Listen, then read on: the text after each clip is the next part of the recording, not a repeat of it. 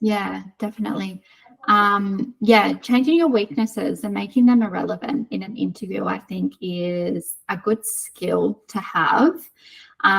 So some examples of how to get around that, you could sort of suggest if they have like a minimum 3 years and you don't have that, but you've been in a position for, say, 2 years, but you've got the experience of what somebody did for 3 years in another job. You're at that level in 2 years.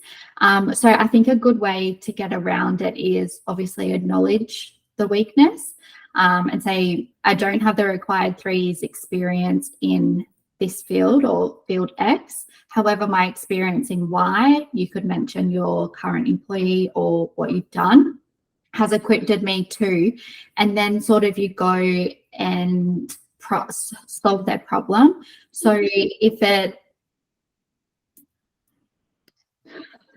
is like you need to build a finance system from scratch or get experience or have experience, you can say, I have experience in that. I think what to add to what you're saying, Tayla, as a candidate, that just means that you really have to understand the position description or know what it is that the client is looking for, so that you can address those pain points. So the pain points they have, that might not be the whole position description. It might be 3 points in that pain points.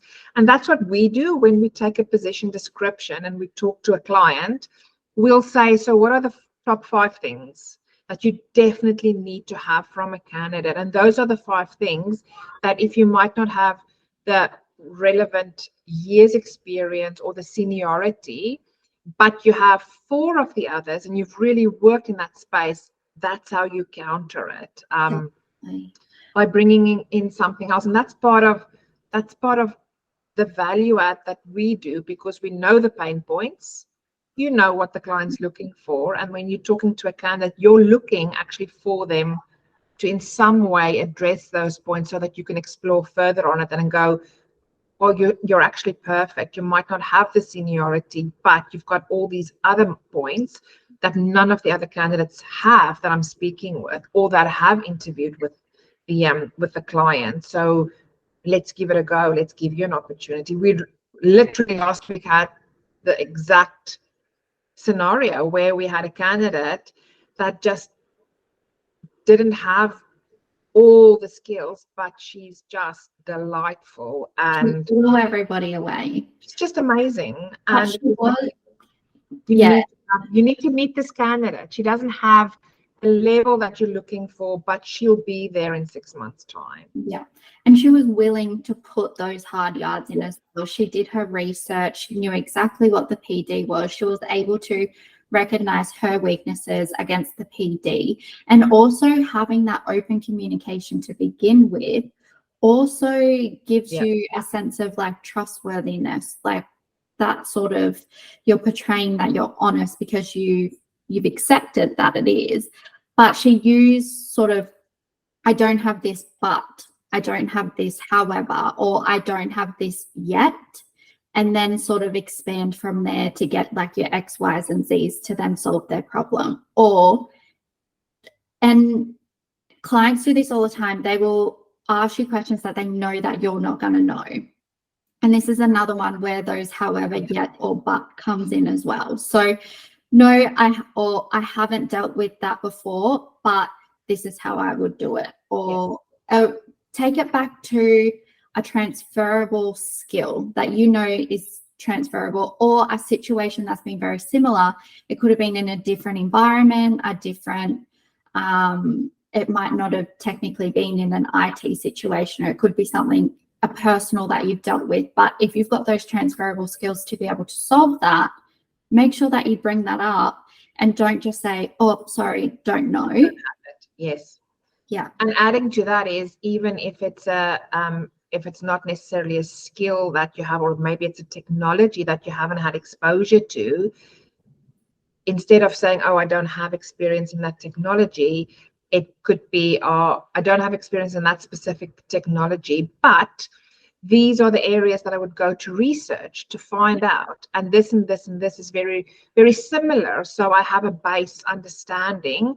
but it shows problem solving. It shows thinking outside of the box. And if we would have candidates that are 100% correct for every position description, it doesn't exist. No. It's trying to get as close as possible to what the client's looking for and what the candidate is looking for. It's meeting two needs.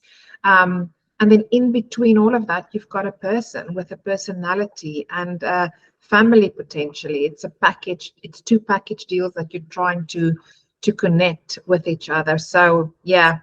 And they both also need to meet halfway in that middle bit as well. You need to be able to put in the effort to give what they need, but then the client also needs to put in the effort to be able to get them to the level that they need to. So you both need to sort of come in and take that last bit 50-50. Correct. Yes.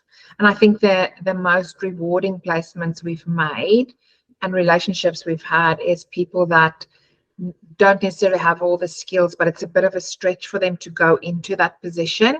And the clients are willing to do that stretch. And those are the longevity relationships where, they just blossom. They're very special.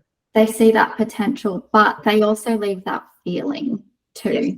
Yeah. Like this most recent candidate, she just left a feeling on myself. Suki called her because I'm like, you need to speak to her. There is just something about her. And she left that feeling on you. She left the feeling on the client. And it was kind of like a match made in heaven for both of them. It was exactly what she was looking for. And it was a big step for her too. Like it's a huge step for her from what she's doing, but she's ready to take that leap. But also the client saw the potential because she went in there and she sold herself. She did I can solve these problems. This is what I'm doing to do this. No, I don't know that, but this is how I'm getting there. So you just got to sell yourself. Yeah, absolutely. And that's part of what we do, is to help you do that, because it doesn't come naturally to most people to talk about yourself and sell yourself. And I'm good at this and I can do that. But that's what we do.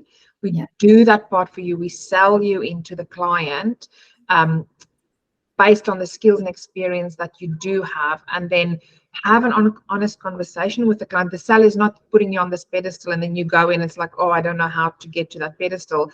It's an honest conversation, authentic, with the skill set that you have, but we lay the table to go in and just show them what you can do. Have the conversation.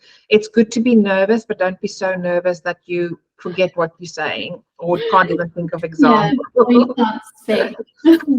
Correct. Yeah. So and it's a partnership 100% between us, the candidate, and the client. Always, it's working together. That makes magic. It's that dance that we spoke about. Yeah.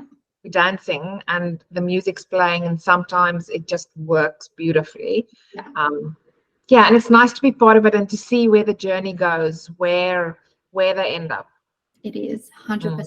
And like, I actually have never had a placement work out so perfectly before. So it was really nice to be able to experience that. It was really heartfelt. And when you spoke to her, she was just, it was almost like she had happy tears. Yes. It was good. Yeah. That makes you go, love my job. Yeah, 100%. Sometimes not, but this time 100%, yeah.